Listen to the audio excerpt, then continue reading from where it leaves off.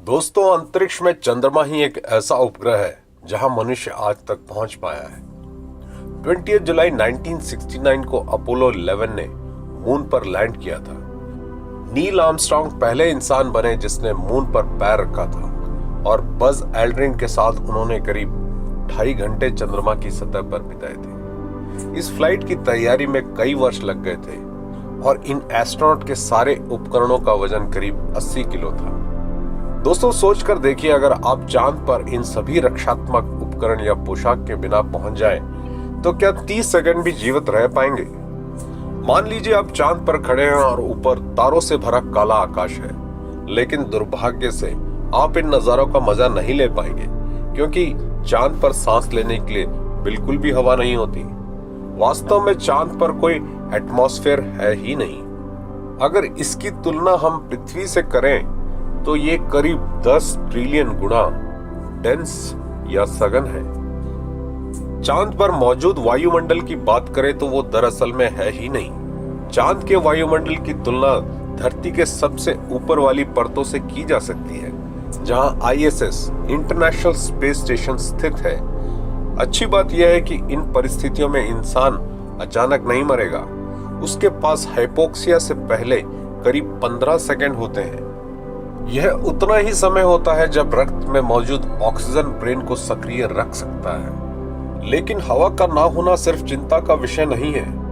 आपने ब्लॉबफिश की शक्ल तो देखी ही होगी, जो दुनिया के सबसे दुखी प्राणी में गिनी जाती है। दरअसल इसका कारण प्रेशर में गिरावट है।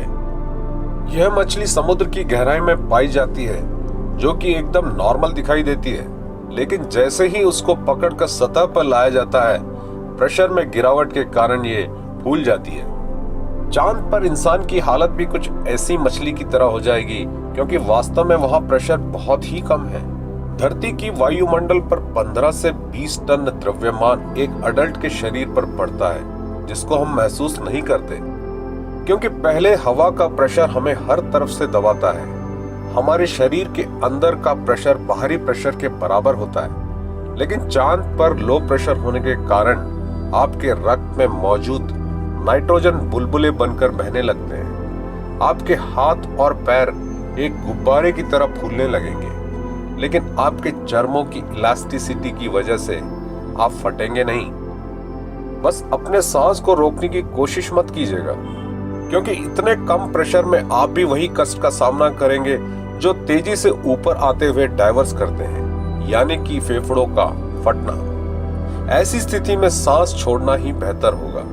यही नहीं, आपके शरीर में मौजूद सारा पानी उबलने लगेगा। त्वचा और आंखों में मौजूद पानी इवापोरेट हो जाएगा और आपके जीभ पर मौजूद लार उबलने लगेगी, लेकिन खून संचारित रहेगा क्योंकि आपके ब्लड वेसल्स उन्हें उबलने से बचाएंगे। चांद की सतह पर तापमान भी नॉर्मल नहीं रहता। दिन के समय में तो ये 127 डिग्री या 260 फ़ारेनहाइट तक पहुंच जाता है, और रात में इसका उल्टा तापमान -173 डिग्री सेल्सियस यानी -279 फ़ारेनहाइट तक गिर जाता है। दोस्तों, आपका चांद पर बिताया गया एक दिन पृथ्वी के 29 दिनों के बराबर होगा, यानी 14.5 दिन प्रकाश में, उतना ही अंधेरे में। इसलिए आप भी अपोलो 11 की तरह उतरने के लिए सुबह का वक्त ही चुनिएगा, जब सतह ठंडी नहीं होगी और तपने के लिए काफी समय रहता है। अगर गलती से आप रात को भी उतर जाते हैं तो आप तुरंत जमेंगे नहीं। वैसे तो 3 तरह की ताप या हीट का स्थानांतरण होता है: कंडक्शन, कन्वेक्शन और रेडिएशन। लेकिन वायुमंडल ना होने के कारण यहाँ सिर्फ थर्मल रेडिएशन होता है, जिसके फलस्वरूप शरीर का तापमान धीरे धीरे कम होता है। जब आप चांद की सतह पर खड़े हैं तो इसका मतलब है थर्मल रेडिएशन के साथ एक और तरह की ताप का स्थानांतरण हो रहा है, कंडक्शन। लेकिन चांद की सतह तापमान को अच्छी तरह रोक नहीं पाती, इसलिए आप जमेंगे नहीं आगे के 30 सेकंड में। और गलती से अगर आप दोपहर में पहुंचते हैं तो कुछ ही सेकंडों में आप सोलर रेडिएशन से जल जाएंगे।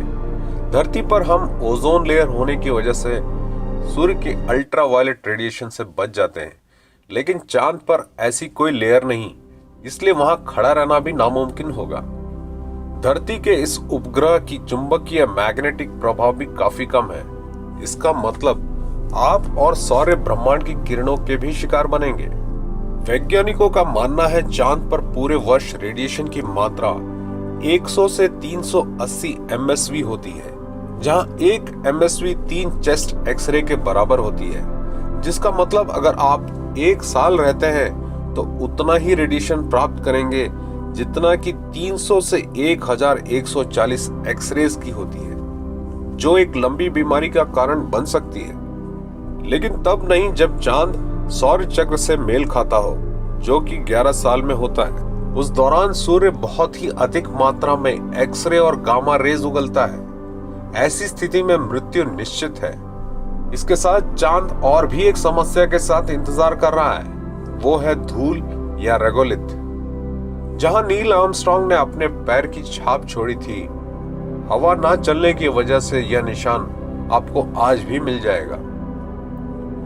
इन नाशवान धूल से बचने के लिए आपको स्पेस सूट पहनना ही पड़ेगा। दोस्तों, आपने चांद पर बड़े बड़े गड्ढे तो देखे ही होंगे। ये उन मेटेओराइट या उल्का पिंड की वर्षा का नतीजा है जो आज से 3.87 बिलियन वर्षों पहले चांद पर हुआ था। वैसे तो ये मेटेओराइट आज भी गिरते रहते हैं, जो कि कभी छोटे और कभी बहुत ही विशाल आकार के होते हैं। 2014 में स्पेनिश एस्ट्रोनॉमर ने 400 किलो के एक मेटेओराइट को टकराते हुए देखा था। अगर आप गलती से ऐसे किसी उल्का पिंड के पास खड़े हैं तो 30 सेकंड से पहले आपका काम तमाम हो जाएगा।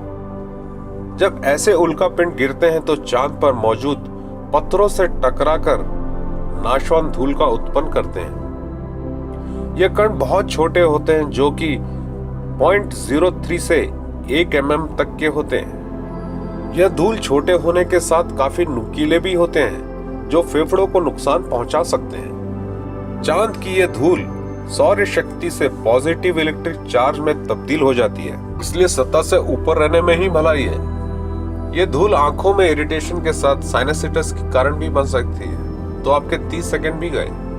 अब खुशी की बात यह है दोस्तों, हम अभी जीवित हैं। लेकिन स्पेस सूट के बिना जाने की गलती हमें ऑक्सीजन के बिना मार सकती है। ऑक्सीजन की कमी हमारे ब्रेन सेल्स को डैमेज कर सकती है। लेकिन अगर आप स्पेस सूट के बगैर 90 सेकंड तक बच गए तो आप आम इंसान नहीं हैं। अगर आप भी अमेरिकी एस्ट्रोनॉट्स की तरह लंबी सैर करना चाहते हैं, तब तो आपको पूरी सावधानी बरतनी होगी।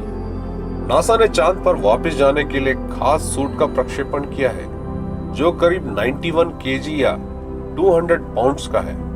चांद की गुरुत्वाकर्षण या ग्रेविटी पृथ्वी से 6 गुना कम है, तो इस सूट को बनाने वालों का मानना है कि एस्ट्रोनॉट्स को अब चांद पर उछलना नहीं पड़ेगा और यह धूल और रेडिएशन से भी बचाव करेगा, जिसे पहनकर 8 घंटे तक चला जा सकता है।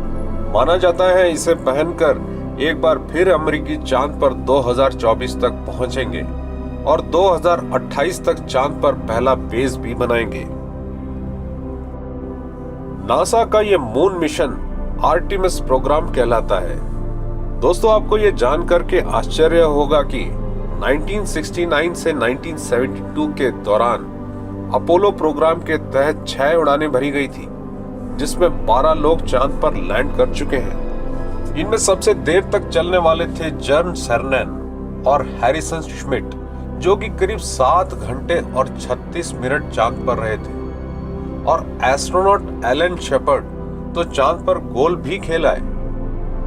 आप देख सकते हैं कि चांद पर इतनी कठिनाई होने के बावजूद ये हमारा सबसे मेहमान नवाज प्राकृतिक उपग्रह है, और वो दिन दूर नहीं, चांद पर घूमना एक आम बात होगी। दोस्तों, अगर आपको ये वीडियो अच्छा लगा हो और ऐसे ढेर सारे रोमांचक और रहस्यमय वीडियोस को देखना चाहते हैं तो सब्सक्राइब करना ना भूलें। इस वीडियो को देखने के लिए आपका शुक्रिया।